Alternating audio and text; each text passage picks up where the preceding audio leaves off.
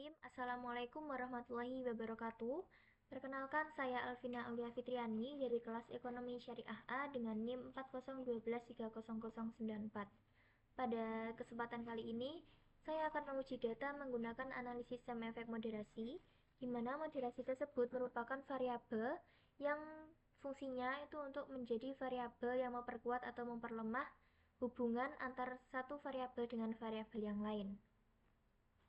Pada penelitian kali ini, data yang digunakan adalah data tugas pertemuan 13, di mana studi kasus tersebut berjudul Pengaruh Faktor Instruksional, Faktor Kontekstual, dan Faktor Strategis terhadap Adopsi Ekonomi Sirkular dengan pengetahuan ekonomi sirkular sebagai variabel moderasi. Data ini termasuk data kuantitatif yang memiliki 3 variabel, yaitu variabel independen atau variabel X, variabel moderasi atau variabel M, dan juga variabel dependen atau variabel Y. Variabel independen ada 3, yaitu faktor instruksional yang disimbolkan dengan FI1, FI2, FI3, dan FI4. Kemudian faktor kontekstual yang disimbolkan dengan FK1, FK2, dan FK3, dan FK4. Dan faktor strategis yang disimbolkan dengan FS1, FS2, dan FS3. Selanjutnya ada variabel moderasi, yaitu pengetahuan ekonomi sirkular yang disimbolkan dengan PS1, PS2, PS3, dan PS4. Kemudian ada variabel dependen atau Y, yaitu adopsi ekonomi sirkular yang disimbolkan dengan AES1, AES2, dan AES3. Nah, dari ketiga variabel ini jika dituangkan dalam kerangka berpikir akan menjadi seperti ini. Jadi faktor instruksional, kontekstual, dan juga strategis ini akan memanah kepada adopsi ekonomi sirkular sebagai variabel Y. Dan pengetahuan ekonomi sirkular sebagai variabel M ini tidak akan memanah kepada variabel X maupun variabel Y, akan tetapi memanah kepada garis hubungannya. Garis hubungan antar variabel X dan juga variabel Y, begitu. Langsung saja kita masuk ke dalam pengujian. Kita buka Smart PLS, lalu klik New Project, kita beri nama tugas pertemuan 13. Lalu Create. Kita import data file yang sudah kita unduh tadi. Open. Lalu import. Nah, dari data tersebut diketahui bahwa ada 19 indikator dan 97 sampel. Lalu kita back dan kita create model. Model type-nya kita ganti menjadi PLSM dan kita namai moderasi. Save. Lalu pertama-tama kita pergi ke latent variable dulu. Kita buat seperti kerangka berpikir tadi. Adalah faktor instruksional, lalu faktor kontekstual, dan faktor strategis. Kemudian variabel Y-nya adopsi ekonomi sirkular. Variabel M-nya pengetahuan ekonomi sirkular. Lalu kita konekkan. Instruksional memanah pada adopsi ekonomi sirkular, faktor kontekstual memanah pada adopsi ekonomi sirkular, dan faktor strategis juga memanah pada adopsi ekonomi sirkular. Pengetahuan ekonomi sirkular sebagai variabel M ini memanah kepada garis hubungannya. Begini.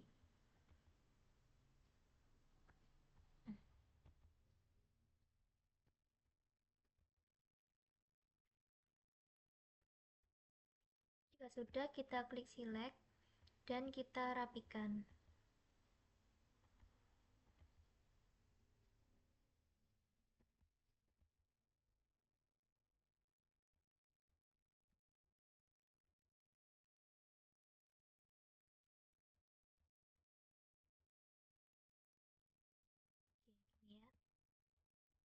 Oke, sudah. Jika sudah, kita masukkan indikator-indikator ini ke dalam rumahnya masing-masing. FI1 sampai dengan FI4 kita masukkan ke dalam faktor instruksional. FK1 sampai dengan FK4 kita masukkan ke dalam faktor kontekstual. FS1 sampai dengan FS4 kita masukkan ke dalam faktor strategis. Lalu PS1, 2, 3, 4 kita masukkan ke dalam pengetahuan ekonomi sirkular. Dan AES1, 2, dan 3 kita masukkan ke dalam adopsi ekonomi sirkular. Nah, agar lebih jelas, faktor instruksional kita pindah ke sisi kiri, ini juga ke sisi kiri, dan strategis juga ke sisi kiri. Oke, sudah. Sebentar. Oke. Jika sudah, kita boleh save dulu, lalu kita klik calculate parallelism algorithm. Lalu start calculation. Ini merupakan hasil graphical outputnya. Nah, pada hasil ini kita lihat apakah semua nilai ini sudah lebih dari 7, dan ternyata ada satu nilai yang kurang dari 7, yaitu nilai pada FI4. Nilai pada FI4 atau indikator FI4 ini kita harus hilangkan dari model. Caranya, klik edit, lalu FI4 kita klik kanan, dan kita delete. Lalu save lagi boleh, lalu klik calculate, kita ulangi parallelism algorithm dan start calculation. Ini, pada graphical output sudah lebih dari 0,7 sehingga analisis bisa dilanjutkan. Kemudian kita uji diskriminan, kita klik pada diskriminan validity.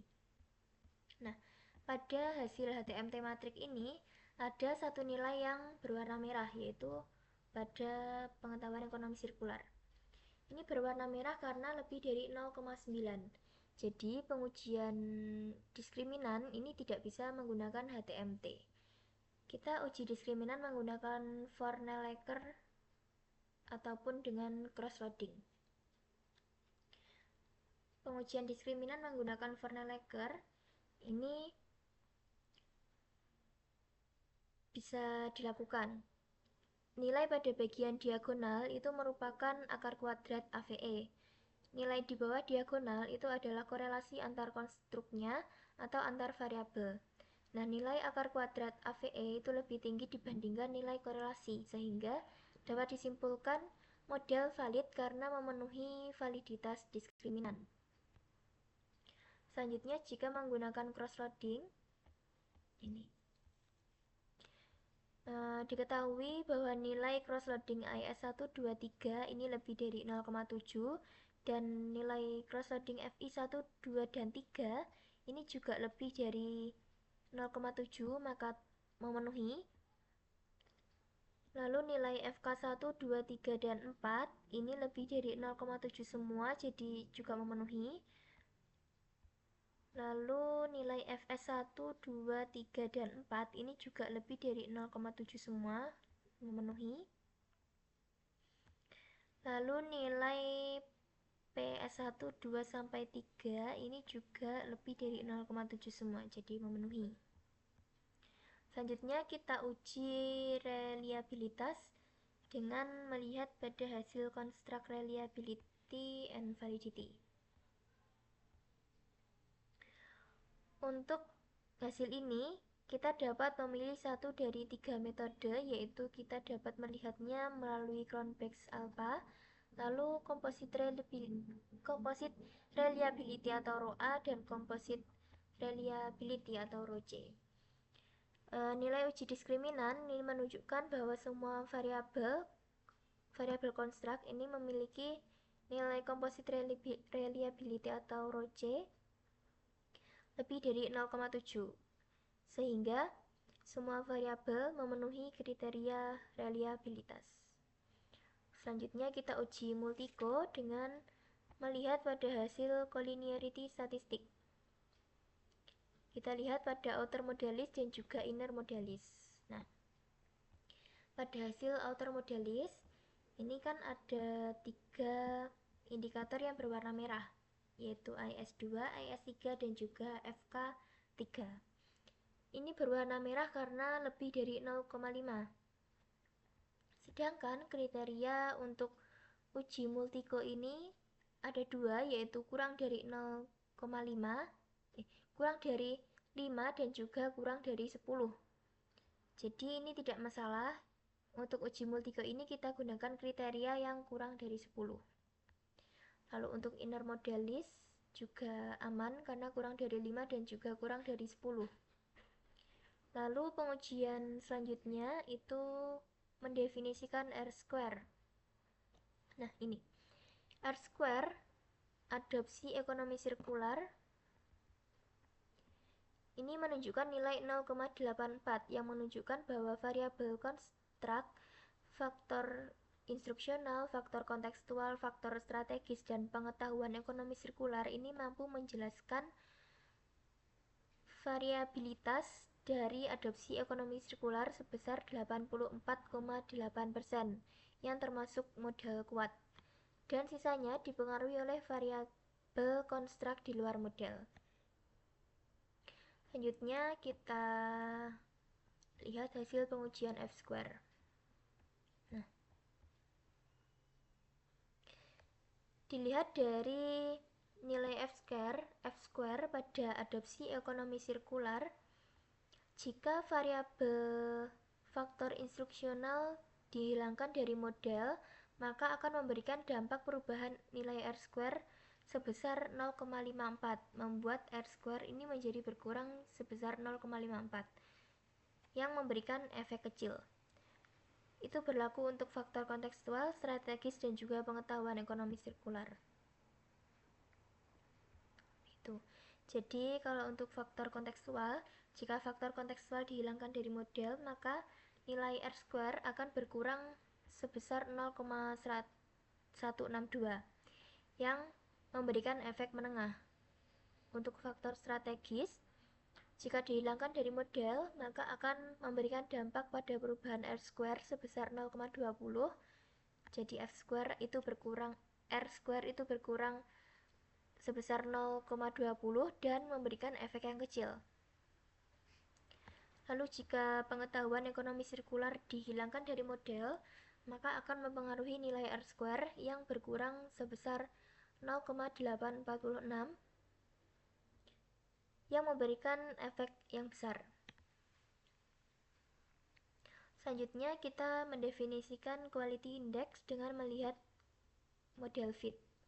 Nah, pada model fit ini, jika datanya itu, jika model itu tidak sesuai dengan kriteria model fit, maka pengujian ini di skip dulu, tidak apa-apa. Jadi pada pengujian kali ini model fit kita skip atau kita lewati. Lalu selanjutnya kita melakukan uji outer loading.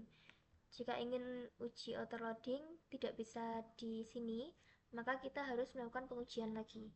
Caranya kita klik edit, lalu kita klik calculate, dan kita ganti ke bootstrapping. Lalu start calculation.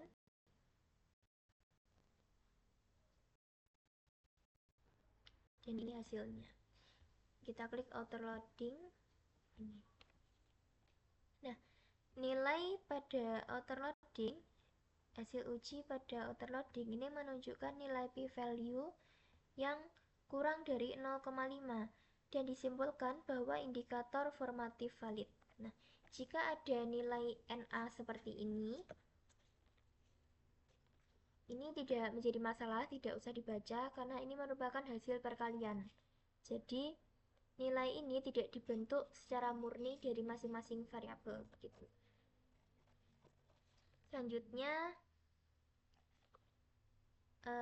kita uji signifikansi antar variabel dengan melihat pada path koefisien. Ini sebentar. Oke. Kita lihat pada hasil nilai p-value.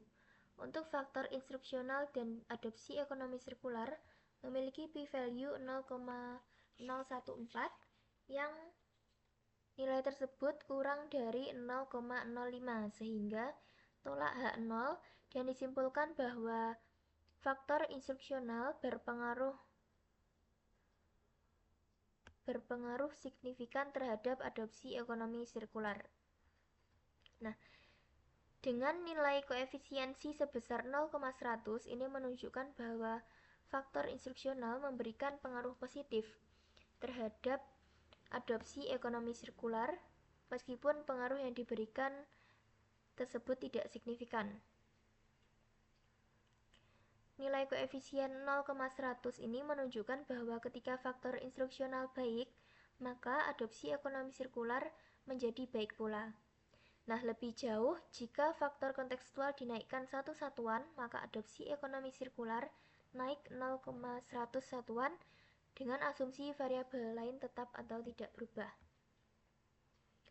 Untuk pengujian signifikansi variabel ini berlaku pada faktor kontekstual pada adopsi ekonomi sirkular, faktor strategis pada adopsi ekonomi sirkular, dan juga pengetahuan ekonomi sirkular pada adopsi ekonomi sirkular. Begitu. Jika p-value ini kurang dari 0,05 maka tolak H0.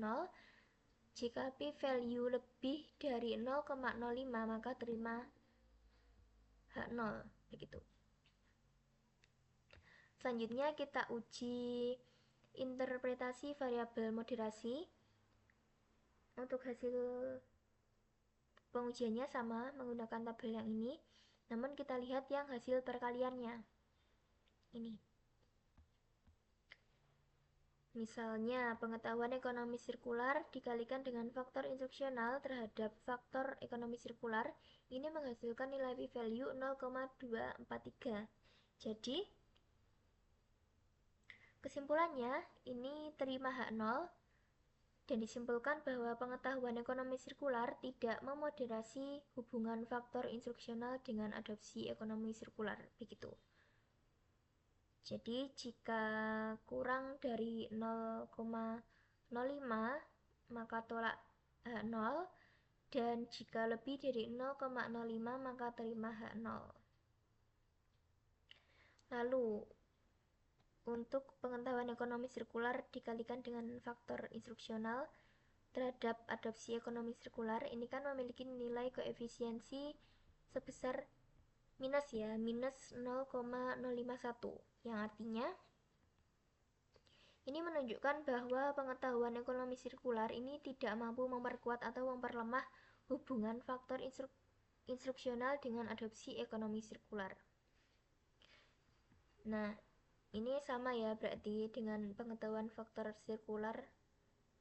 ekonomi sirkular dengan dikalikan dengan faktor strategis terhadap adopsi ekonomi sirkular. Ini sama ya.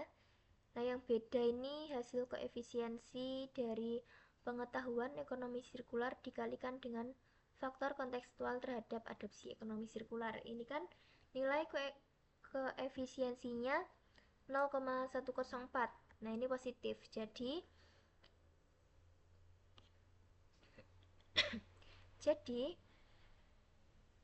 ini menunjukkan pengetahuan ekonomi sirkular ini memperkuat hubungan antara faktor kontekstual dan juga adopsi ekonomi sirkular. Begitu. Mungkin itu saja yang dapat saya sampaikan. Ini merupakan hasil pengujian data pada tugas pertemuan 13. Baiklah, sekian dari saya. Jika ada kurang lebihnya, saya mohon maaf. Sekian, wassalamualaikum warahmatullahi wabarakatuh.